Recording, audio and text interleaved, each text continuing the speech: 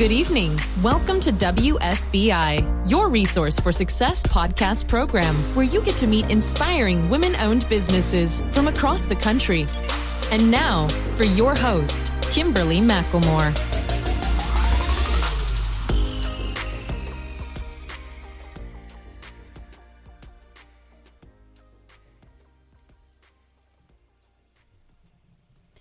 All right, good evening and welcome to WSBI, your Resource for Success podcast program, where you get to meet inspiring entrepreneurs and women-owned businesses from across the country. I am your host, Kimberly McLemore, CEO and founder of the Women's Small Business Initiative, LLC, and award-winning author. And welcome to another night of sharing. With us, we have Sunil Godse. Sunil has spent his career implementing intuitive branding that leverages intuition to earn the trust of those who matter in under 14 seconds that helps crush the competition. Leveraging intuitive branding has not only had him successfully grow a number of ventures to close to 20 million as an entrepreneur, but he has also accelerated the success of other businesses, helping startups go from 5 to 6 figures in revenues and helping a number of Fortune 500 companies double their profits while solidifying their brand as the preferred choice in the marketplace. So without further ado, please help me welcome to my platform, Mr. Sunil Godse. Hey, Sunil, how are you? I am doing fantastic. Thanks for the opportunity to speak about intuition and how it's so valuable when it comes to your personal life and also in business. Well, I'm telling you, as we talked a little bit before we get started, I'm truly excited about having this conversation because I don't think that we use our intuition enough because we kind of second guess it. But before we dive into this, Sunil, why don't you tell my listeners a little bit more about who Sunil Godse really is?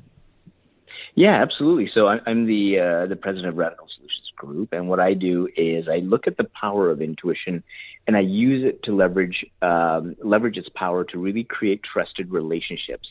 And so, if you look at, I'll touch a bit of the podcasting view on the personal side, but switch to business a little more so to keep in line with sort of the bio that you had. But if you look at how we live our lives, we're often living to the opinions, values, and thoughts and beliefs of other people. And we've done this as we grow older.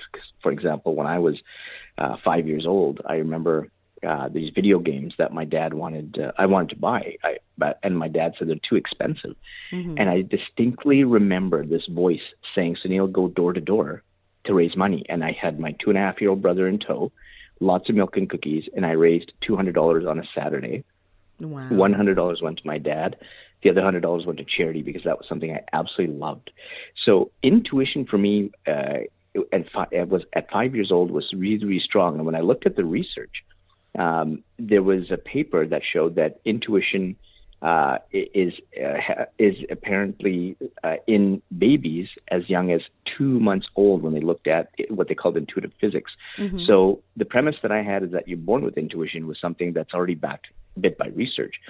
But what happens is when you grow, so many people give you their opinions, their beliefs, you have societal norms and all mm-hmm. these pressures that you fall into, and you lose that relationship with yourself. Or the trusted people that are really there as a foundation for success, and you fall into the trap of following these other people, and they steer you away from what I call intuitive signals, and I'll get into that mm-hmm. in a bit here. But if you look at that happening to me, now me being South Asian male, and some people might be able to tell with my name, mm-hmm. but there's really kind of 4 career doors that you're afforded. One is a doctor, lawyer, engineer, or failure. Mm-hmm. That's it. Mm-hmm. And I picked door number 3, which was engineering, and mm-hmm. I hated it. Mm-hmm. And yet my intuition was bubbling up in me saying, you need to be an entrepreneur. And I continued to ignore it for societal norms, for the love of my dad. Mm-hmm. And I wasted 3 years in a career that I didn't enjoy. Yet in the second of my third year, I ended up becoming a private investor with a Mexican restaurant chain. And pretty soon, within a year, I was making 5 times more in dividends than I was as a civil engineer. And so I quickly quit engineering, and that started my entrepreneurial journey. Wow. And what I quickly learned is that when you have that trust factor mm-hmm. with others in the business sense, then what happens is people want to work for you. And then customers really want to come to buy your products and services because you have this trusted relationship with you. And that's what solidifies what I call intuitive branding. So it starts with the leadership trusting himself or herself, being authentic enough to be slightly vulnerable, but also treating people with respect in the workplace, allowing them to be creative, allowing them to, tell you that you're wrong. Right. And it's a safe space for them. And so when you have that kind of an environment, that creates a culture of trust. Absolutely. And and then when I looked at the science behind trust, that trust actually starts in 33 milliseconds. And by the time you exchange time, effort, or money, that happens in under 14 seconds based on MRI studies. So if you cannot capture the trust of someone within 14 seconds, you're finished. And in business, when you do have a trusted environment, and I have several case studies of this, what happens is your top talents start coming from your competitors. You start to woo away the customers from your competitors, and you starve them. And so the tagline I have for intuitive branding is essentially you eliminate your competition in under 14 seconds. And it's all based on intuition and leveraging its power for relationships. And so my career, my entrepreneurial career, with the $20 million I had with 5 or 6 businesses, was very much about having that trusted environment first. Right. And then the business followed. And then that subsequently is something that I took into consulting to help other companies with some big brands like Citibank and SAP and Western Digital. Right. And then now I've got the whole intuitive branding where I'm starting to now coach other businesses specifically on how to optimize their intuition. And it's actually, intuition's really, really complex. Like we talk about this from, okay, we hear that voice or we get that gut feeling. Right. But the way that intuition really kind of functions, it's like when you drive a car. When you sit in a car, you either turn the key or nowadays you push a button. And you hear the whir of the engine. And so if the whir of the engine, those are what I call intuitive signals. And these signals, there's 2 types. They're positive and negative signals.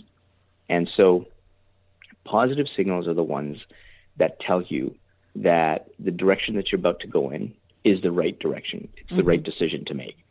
And some of the more common positive signals are things like, getting a pull, feeling a pull, or just feels right, or the dots connecting. Right. And the negative signals are ones that are a little bit more uncomfortable in nature. And these are the ones that are telling you, that's not such a great decision. Right. And so some of those rubs are that gut feeling, or, in my case, I lose my peripheral vision very quickly. I get hyper-focused and my eyebrows cross. And that's my first signal to say something that I'm thinking or about to do is not the right direction. Wow. And so, and these are very unique because you and I have very unique experiences. And because we have unique experiences, so are our signals. So like in one really unique positive signal I heard is from a CEO. He's now run 2 multi-million-dollar businesses based on this omen that pops up behind his right rear shoulder. No color, no shape, but he just knows that there's this apparition that comes. And when this apparition comes, that's his positive intuitive signal saying, whatever you're doing, say yes. Wow. And the opposite when it comes to negative signals is I had this entrepreneur who I was interviewing on failure, which was the subject of my first book of the 2. My second book's Gut, which is on intuition. And when I was asking about his intuitive signals, he says, you know what, Sunil, I've never thought about intuitive signals. Yet when he started to describe the stories of when he got into businesses for the wrong reasons, like money, fame, or ego, as he's telling the story, he's grabbing his left earlobe. And then 10 minutes in, he says, oh my God, Sunil, I just figured out what my intuitive signal is. Every bad decision that he's made that he can remember, his left earlobe pulsated with heat. And so that's where the uniqueness of these signals come in. And so, yes, we can have that voice or we can have that gut feeling. Right. But people really have to take some time to dig deep and figure out what their unique inventory of signals are. And so one question that I kept getting all the time was, well, these signals, I mean, are they pulled from the air, or like where do they come from? And so if we go back to that car analogy, we can drive the car, but we don't necessarily have to be mechanics. I don't pop open the hood to figure out all the gears and the oil and all that stuff. I just fill gas and I drive. Right.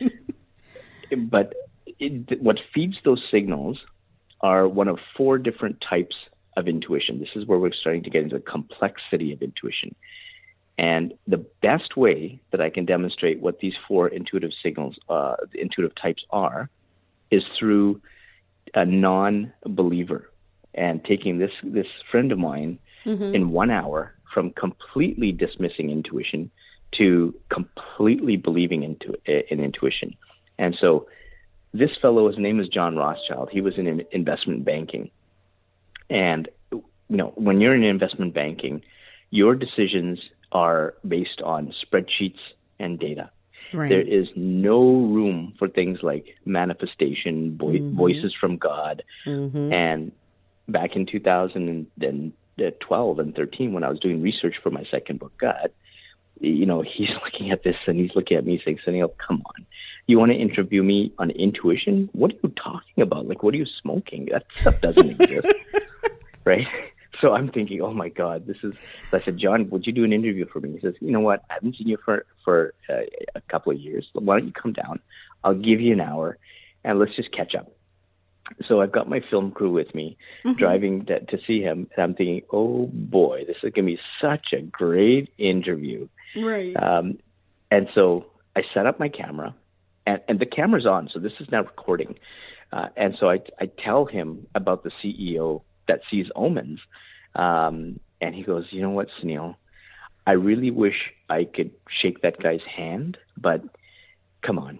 Okay, listen, any decision you make is based on learning and experience. And so now starts my journey of educating John on intuition. And so one of the first of the 4 types of intuition is called experiential intuition. And so, as I mentioned earlier, you're born with intuition. And when you're born, there's 5,000 to 6,000 experiences per day that you have. When you're older, 28,000 to 35,000 experiences that you have.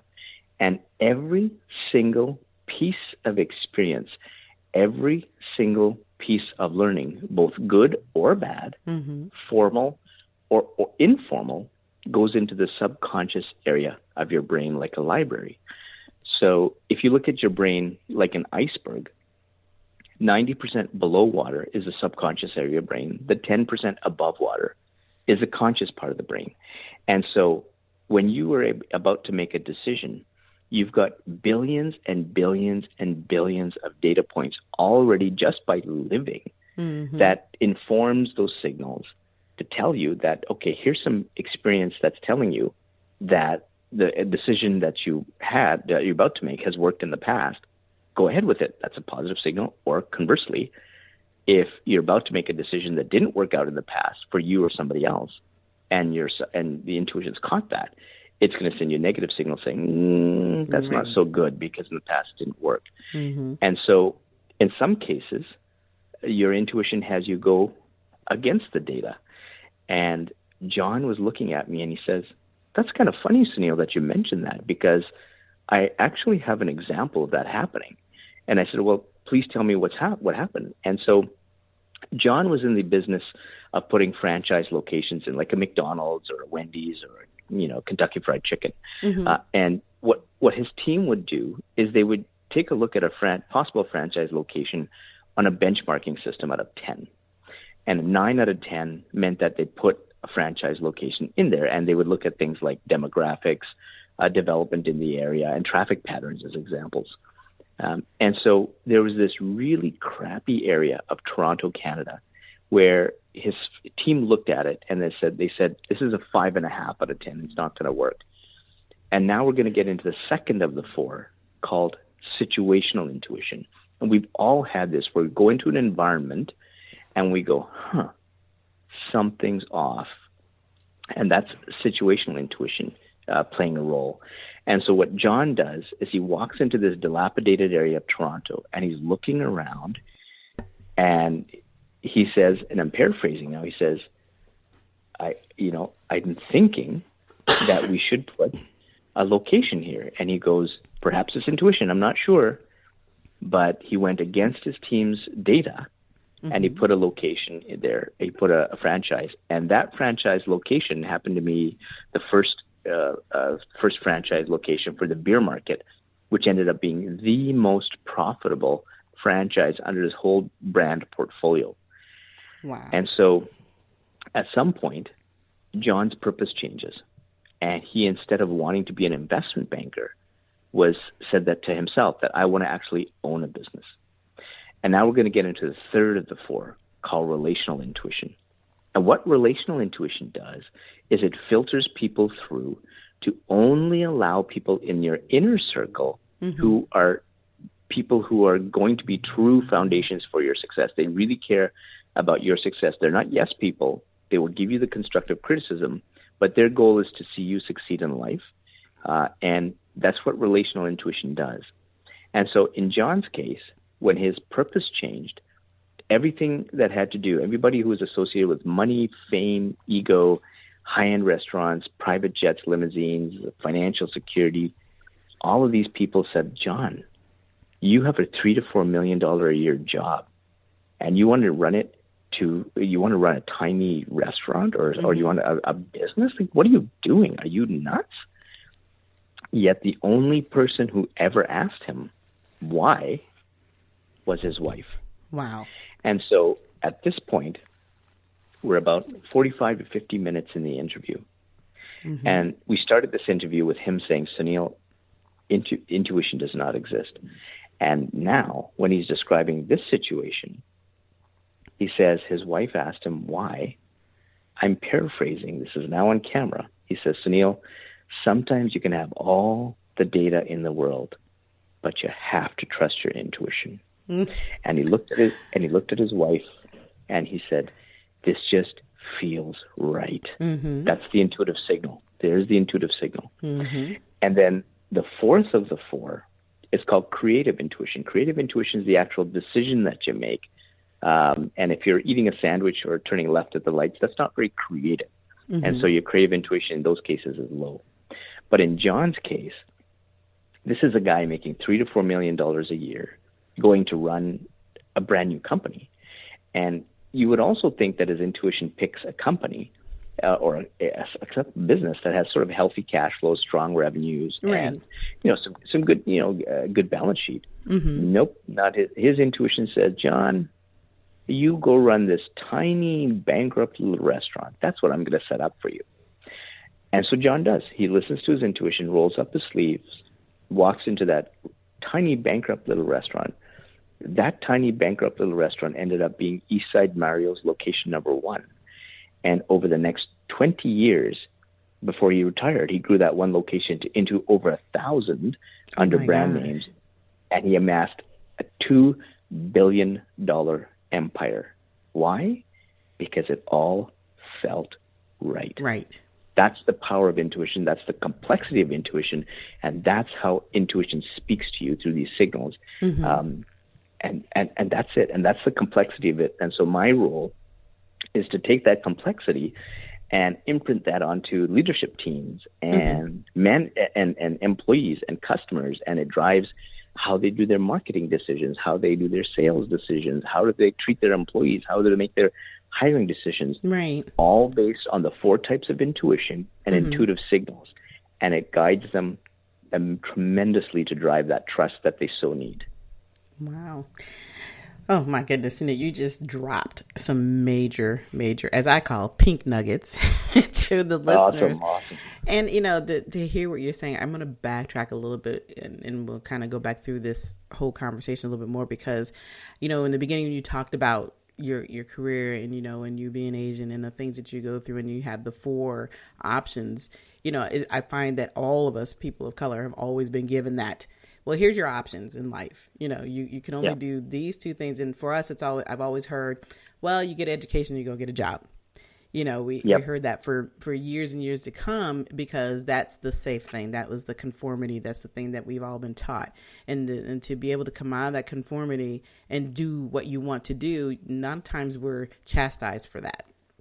You're being told, and, obviously, it's not just about people of color, but people in general are constantly being told what they cannot do. I see more and more of our generations coming out today where they're saying, hey, I don't want to take this career path. I don't want to do education. I don't want to do this. I don't want to do that. I want to live my life in full. And they're using their given talents. But I also wonder if they even understand that it's that intuition that they've been given, and that we've all have had implanted in us from the time that we've been brought into this world, that, that's what a lot of these generations of today are doing. And that's what you are retraining our brains to learn to do.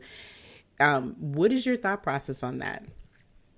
Yeah, absolutely. And so that's exactly what happens. So first of all, this whole concept of intuition and signals and four types is something that I had to figure out. And I had to look at the science of it and really and I interviewed over 1,000 people before I kind of got this model down. And so what I ended up finding out is we're so inculcated in society with the way that we make the decisions based on the values and opinions of others, that we forget that we have these intuitive signals, and we don't really actually realize that these are signals until they get so loud that we can't ignore them anymore. And in fact, I had someone who was in a bad relationship, and so she got into a situation where some guy was really getting her financially destitute, and the signals were there, like the rumblings were there to leave, but she kept ignoring those subtle ones because she didn't recognize them, and then slowly but surely they got louder, and then she heard the words "get out." And there was a CEO of a 9-figure company, and he knew he wanted to leave. And again, the rumblings of intuition, the subtle intuitive signals that were saying, you got to get out. And he kept ignoring them. And then he was in the back of an Uber, and he couldn't control the words. It just came out, quit. You got to quit. That's it. It just came out. And so he goes to this board of this a 9-figure mortgage business.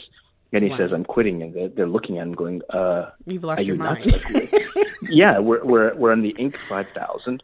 Oh, my gosh. We have a high Glassdoor ceiling rating. We have a huge trusted environment, and you want to leave? And he goes, yeah.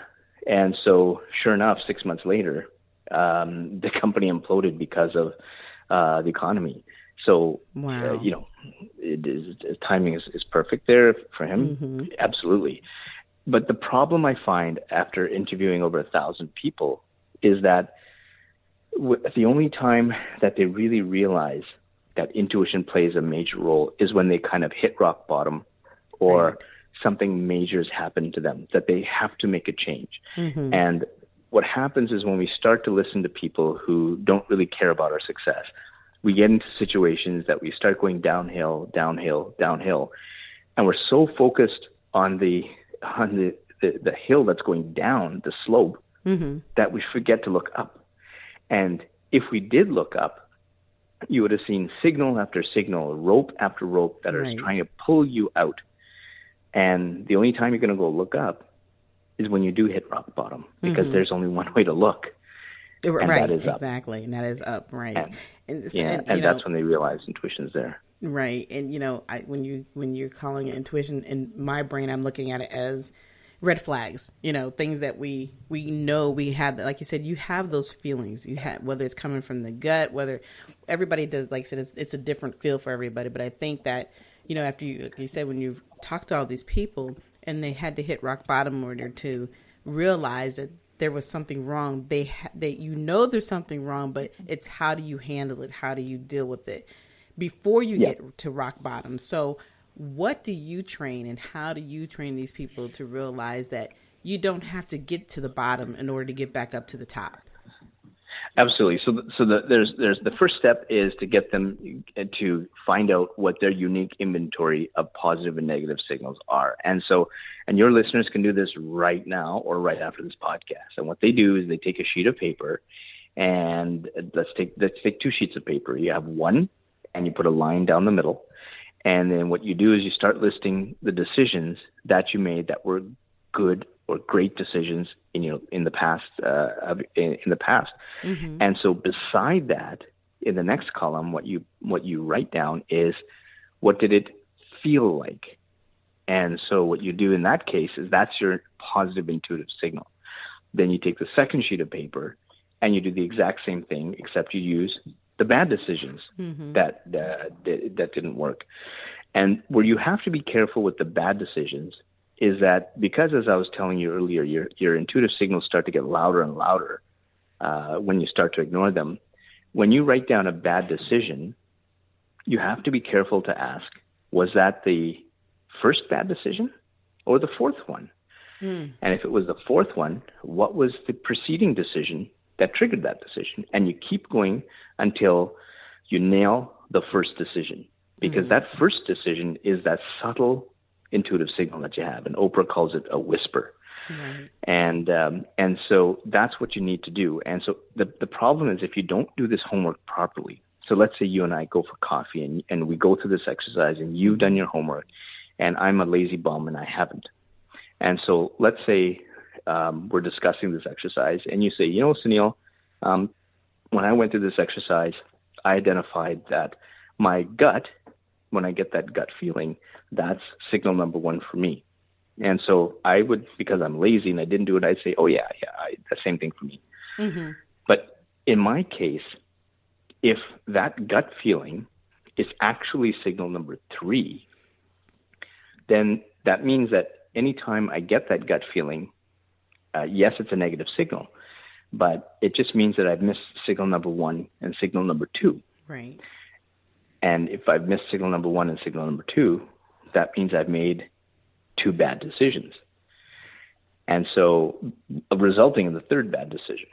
Mm-hmm. So those 2 bad decisions could be me simply stubbing my toe, or my business could be headed towards bankruptcy. I just don't know. Mm-hmm. And so the first thing I do is to take a look at their intuitive signals. And then I get the leadership team to take a look at the 4 types of intuition. And I get them to go through a quiz that shows them which of the 4 types are they the most strongest in, again, based on their past experience. And so we all are strongest in one of the 4 types. And my job is to get them to look at their decision-making so that they equalize the other 3, to bring the other 3 up. So if you're strong in, let's say, relational intuition, then my job is to get you stronger in situational, experiential, and creative intuition, because you need all 4 for them to be in sync. And the leadership team, that's what I do with the leadership team.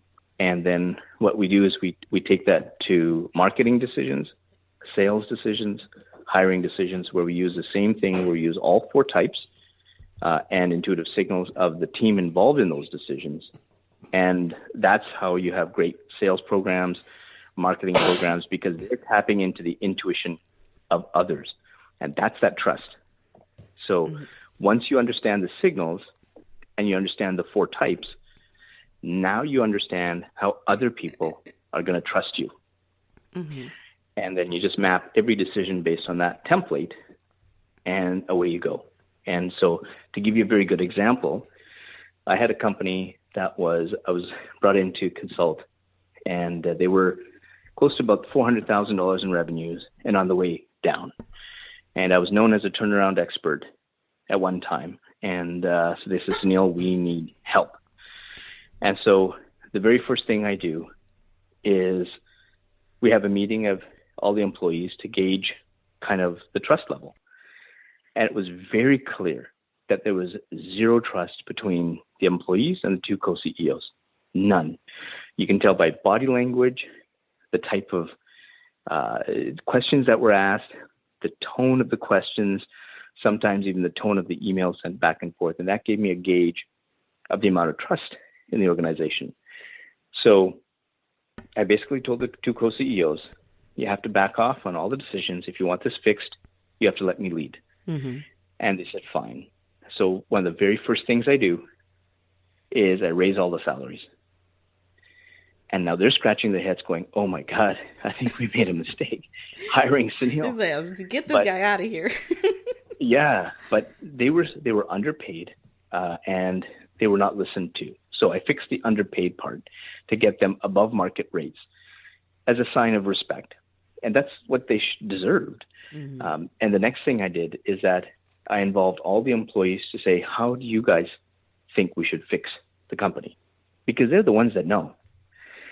And by me just simply asking them for their opinion and taking action on their suggestions as a cohesive unit, they saw that trust, that I trusted them and I trusted them enough to implement, that they started to trust me.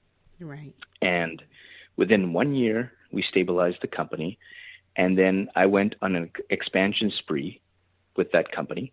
And I was able to look at expansions, putting in expansion locations, all the employees backfilled with the policies, the procedures, all the transactional stuff that I needed because they trusted me. Mm-hmm. And they came together as a team to help me out. And so we went from, by the time I left, we went from basically about $400,000 in suffering to $3.5 million in 2 years with a $10 million revenue rate the next year. And I basically left that for them. And to give you a sense of what happened to the competitors, because my tagline is eliminate your competition in under 14 seconds. Right. This company was in the physiotherapy, massage therapy type of health space, what we call allied health. Mm-hmm. And this allied health, typically an allied health business would typically get, I would say, anywhere from $300,000, maybe $400,000 top line revenue, maybe. Ours was billing out at $1 million plus per location. And wow. We took their patients. We had actually patients coming and bringing teams of people. They had so much fun being treated for physiotherapy that and we would have these curtains in between, say, open the curtains. And we're all telling jokes. It was such a collegial atmosphere. So they felt really good as customers or clients or mm-hmm. Patients, if you will. The employees were bringing their friends in. They were having such a great time. We trusted them for their opinions, how they wanted things. If they failed, they were allowed to fail. There's no harm done. So employees were coming from the competitors. Were taking their patients who were naturally coming, and then the word was getting around town mm-hmm. that wow, this new company came in, and they're like everybody's going to them. So the marketplace is loving what we're doing, and the companies around us folded. 4 or 5 of them within a couple of months started wow. getting squeezed by cash, and within 6 months to a year, all the competitors were gone in the area. Well, see, and it was just all bust and trust. Exactly. But I was going to say, too, it sounds like, this company originally started out with just, I need to make money. Forget about what everybody else needs. We got to have money in our pockets. We want to make this their way. And then when you don't listen to the people who are literally every day doing the work for you, they can see where the problems lie. They can see what needs, to be improved. And them not listening almost put them in a position where they could have been closed as soon as they opened up. And so, with your experiences and your understanding of how to use the proper intuition, but a big part of it is truly just listening to people, and then building and having everything sync that together as it should, because I think that's what even if it's not business, personally, it's the same way. All these 4 concepts that you're talking about, people can use every day in their everyday life. And, I think that all these people that you've interviewed and the people that you've helped, being able to have them accelerate a business in that manner, I think is phenomenal.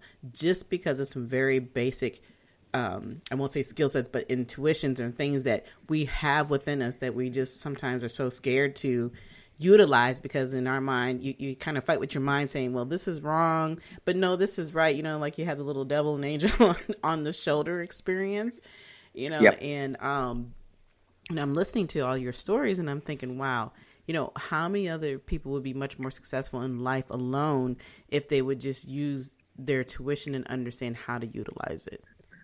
Absolutely. And there's a couple of reasons why. Well, there's one big reason why people don't seem to trust their intuition or their intuitive signals, even though they get it, is because this one thing called fear, and there's actually three types of fear. And so if I go back to the science of intuition, there's a couple of things that have come up when I looked at some of the MRI studies. And one was that when you use your intuition, it hits the amygdala, which is basically the primitive part of the brain. And there's only two things that happen when that part of the brain gets lit. It's telling you either you're going to be eaten by a saber-toothed tiger, which is a negative intuitive signal. Your intuition is going to say run, or not. You're not. That's simple, and that's a positive intuitive signal. But because we're creatures of habit, because we all just want status quo, when our intuition is telling us to change our lives, what happens is we start to fear. We fear three types of fear: fear of change, fear of failure, and fear of the unknown. Right. And even though intuition is telling you, go in this direction, you get fearful of that, and you don't. And a great case study I had was a fellow by the name of David Dame. And David was in a wheelchair all his life. And his absolute dream was to actually feel the sand and the water on a beach in his toes. And he ignored his intuition for so many years. And finally, he got the courage to say, I'm going to do it. And he gets wheeled up to that edge where the sand and the water meet his toes. And they're just caressing his toes. And he is just having a ball. And then his biggest fear happened. And he falls flat into the water on his face. Right. And so he was thinking, this is embarrassing. What are people going to think? And then he stops himself, say, why am I bothered about what other people think? Right? And he said, I have two things I can do at this moment, Sunil. One is that I can succumb to that fear and forever regret turning my dream into a reality. I am right here. Or I can listen to the signal that my intuition is saying, which is telling me, come on, Dave, take a step in the right direction. Come on, Dave, you can take another step into the ocean, and then take a third step. And what he does is that he slowly walks into the ocean, and he ends up going to the point where the water hits the chin. Oh, wow. And then he turns around. And that's when he said, I was blown away by how far I had come. And so that's what happens when you trust your intuition to live in the present moment. You trust your signals, and you keep walking until, and that's how far you get. Right. And so one of the other problems that we have is that something called opportunity cost when we decide to not listen to our intuition. And what opportunity cost is, it's not just the cost of not listening to your intuition. It's also the cost of the gain that you've lost if you would have trusted your intuition. Right. And I'll give you a very, very simple example. One of the fellows I interviewed was a fellow by the name of Vin Jiang. This guy was an international magician and a communicator. And in 2016, he was speaking to over 100,000 people on 80 stages around the world. And everything looked rosy on the outside. High-end cars, downtown LA, apartment, hobnobbing with the hobnobbers. And everything looked great on the outside. Yet his intuition was bubbling and was saying, you are full of crap. And in 2016, it got so loud that he told his wife, I got to fix this because I feel like crap. Wow. So he goes to New Zealand, just himself, and he starts putting up these values up on the wall. And after he put these values up on the wall, he looks at them and he says, hold on now. That's what my wife wants. That's what my manager wants. That's what my customers want. Where's Vin? Like, where am I? Right. And he takes on down those values and he starts putting up his own values, what he wanted in life. And what he said, what he thought would be a cathartic exercise, one that was really freeing, he was telling me it was actually haunting, because for the very first time in his life, he gave himself permission to live life according to his rules. Mm-hmm. So he comes back from New Zealand with all this energy and vigor, and he falls back in the same old pattern. Oh, no. Same old people. Mm-hmm. And 6 months go by, mm-hmm. and his parents come up from Australia, and his mom pulls him aside, really concerned. And she tells him this saying in Vietnamese that basically says, if you hang around squid, mm-hmm. eventually you're going to get some ink on you. And she said, you're hanging around a lot of squid. This is not my boy. And that was the intuitive moment he needed to finally take action. And so he traded in his Mercedes, got the minivan, went out to the suburbs, cut off all the people in his life, mm-hmm. because they were meaningless. Right. They didn't move his life forward. And so when I heard that story, I said, well, Vin, and Vin said, I lost 6 months of my life. And I said, well, Vin, it's actually more than that. More than and that, this is yeah. Because it's not just the 6 months of that you've lost ignoring your intuition, but you've also lost 6 months that you could have gained mm-hmm. by trusting your intuition. So you've actually lost a full year of your life, my friend. And if you're in the business of helping 100,000 people a year to improve their lives, how many people have you left behind? And how many people did you let down? Yeah. And he just said, I never ever thought about that. Yeah.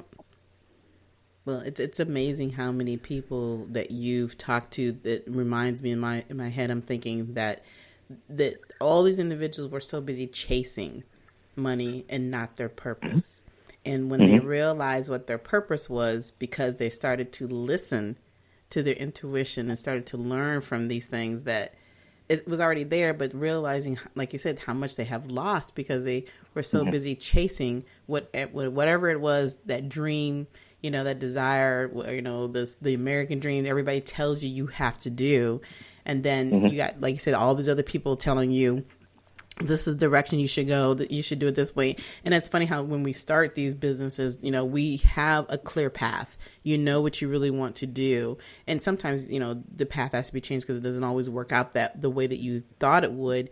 But that's because you're mm-hmm. also paying attention to that intuition until you start allowing other people to put their say into everything you do. Or like you said, you're trying to follow what that conformity might be. And so it's mm-hmm. just interesting to hear all these stories that really, we all have gone through at one time or another in our lives, and some people are still continuing to go through it. And I guess that my other question is, and then we're going to kind of close this down, that how did things happen, and how many people reached out, or who did you work with during the pandemic? Because that was a lot of time to be able to sit still, to rethink your life, to figure out what it is you're doing, how this is really affecting you personally and professionally. And if you have a business, how does it affect their business? So what people did you have to deal with, or, who came to you during that time frame saying, hey, I need to get myself together and these are my thoughts? Yeah. So once the pandemic hit, once there was sort of the emotional upheaval and things kind of settled down, one of the things that it did was to have individuals and companies actually realize, okay, what am I here for? Mm-hmm. Like, they've been stripped of this, that, the other. The economy is going down a rabbit hole that who knows how deep it is. And they've gotten themselves detached from all those externalities to now have those discussions to say, okay, where do I really want to go from here? So when it came to the personal coaching side, I quickly started getting, my groups started getting larger. Mm-hmm. And then I had a couple other coaches that had to take on their larger groups as well. So that got increased. And then I had more companies starting to come to ask me about, okay, so first of all, how do we implement intuitive branding into our organizations? And then how do we do it even with remote teams? And that's the beauty of intuition, is because the 4 types and the signals are based on the individual, and that if you're in sync in a two-way trusted relationship, then it doesn't matter about seeing somebody face to face, or geography doesn't matter as much because you're reading into the tone, you're reading emails, you're reading body language, so you can catch a lot of these things early. So you can catch conflict early. You can catch whether somebody's being deceitful or honest very early. And so that, on my business side, that got busier. And then I've had more people reach out from, there's an augmented reality team building exercise I have where it has people look through 2 tablets with two crime scenes. And they have police reports and video interviews. And so I've had a number of companies actually engage me for that. And we had to do that more virtually, where I had to send out the tablets, and then they would have to interview 2 potential suspects, which we had as actors, and then pin which one of the 2 crime scenes was done by which of the 2 suspects. Oh, wow. So yeah, so I've definitely become busier, and then of course I've got increased my content. I've got 2 podcasts, one on intuition, one on intuitive branding. And so they've been really, really increasing in sort of people listening and downloading. I think I've tracked it in over 30 countries now for both of them. So, and I'm increasing the content. So I've been definitely much busier. My team's expanded. And for me, I'm loving it because people are now coming into figuring out who they really are. And there's such a long-term satisfaction for this that it makes me super happy. Well, you definitely have, brought some huge attention here, and I'm hoping that the listeners will truly value what you're talking about and really take another look at themselves and realize that, gosh, I just made this decision. Was it the right decision yesterday, or today, or whatever the case may be? I really believe that intuition is a very important part of your life, like I said, whether it's personal or whether it's professional. And if we do listen to those gut instincts and start to balance it, because for me, I always talk about the fact that if it's not everything in sync for me, I definitely know that is not the direction I'm going to go, whether it's personal or whether it's, business.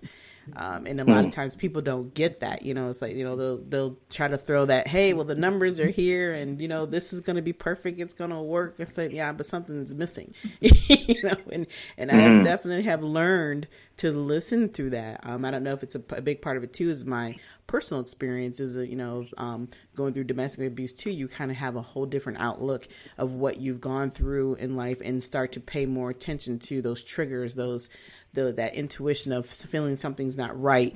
And, it's unfortunate, like you said, that you have to hit that rock bottom or have to go through a certain experience in life to realize that it's always been there. And if you learn to utilize that tool or that resource that you have within you, then things will definitely move much smoother for you. And, as I always tell people, at the end of the day, you have to learn to trust the journey that you're on, because life is a journey, and business is no different in that perspective. And, what you're doing is amazing. I love that you are bringing this out of people professionally. And I'm sure that even though it's all done professionally, that, personally, it hits them in a different way as well. Absolutely. And because intuition doesn't discern between your personal and professional life. All it looks at is what's the decision you're making, and is this right for you based on your values and your company's values, your core values, and what your purpose is. And that's it. And so it's a positive signal or a negative signal. It's now up to you to listen to that.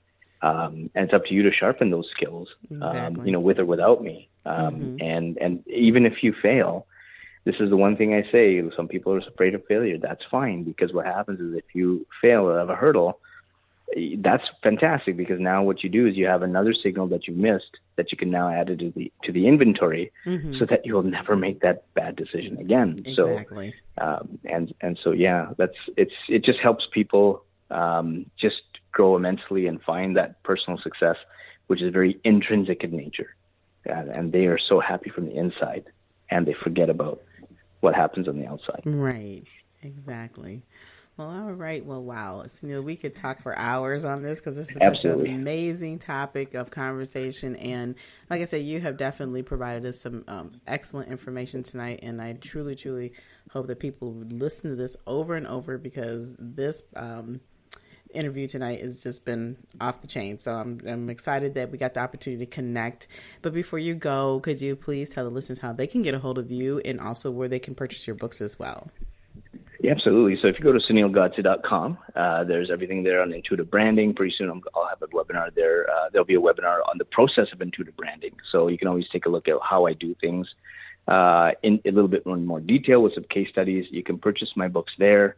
There's also the audiobook is there for Guts. So that's where you can go for those resources.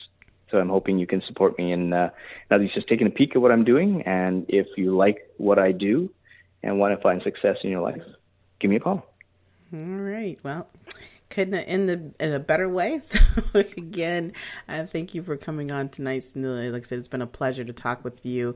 And of course, for everybody else, if you haven't been listening, like I said, you need to go back and re-listen, because we've learned a lot about leveraging our intuition this evening. And it always kind of leads me into asking the same question each week about, our dreams and our goals and how we're going to get there. So if you're really, truly interested and prepared and want to take those next steps, please, reach out to me at Kimberly at WSBILC@gmail.com. Let's have that chat. Let's talk about those goals and those things that you desire, and let's make it happen. And of course, if you want more of your resource for success, we do take monetary donations to support the podcast, and we will provide the information for you in the information on the DM for you, or you could also go to www.wsbilc.com, which is the website, and you can also do your donation there if you'd like to support us. And again, we would like to thank you all for listening to us tonight. We will be back next week with more amazing guests. Be sure to follow us on iHeartRadio or wherever you listen to your podcast. But until then, you enjoy the rest of your evening, and good night. Good night, everyone. We will be back next Thursday evening at 7 p.m. Follow us on Spreaker, www.spreaker.com/user/WSBI. View our new WSBI website anytime at www.wsbillc.com and on Facebook, Twitter, YouTube, LinkedIn, and Instagram.